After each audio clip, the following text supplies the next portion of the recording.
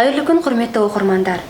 Шығыс Қазақстан облыстық сәулет этнографиялық және табиғи ландшафтық музей қорығы қала тұрғындарына көне қолжазба халық мұрасы атты челлендж жолдайды. Кітап адамзат қорытқан ой қазынасын мәңгілік есте сақтайтын қойма. Кітап өзін жарыққа шығарған елдің тарихына тікелей қатысты болғандықтан, тарихты болашақ ұрпаққа аманаттау біздің борышымыз. Көне қолжазбалар мен кітаптар Қазақстан Республикасының жәдігерлерінің бірі болып табылады.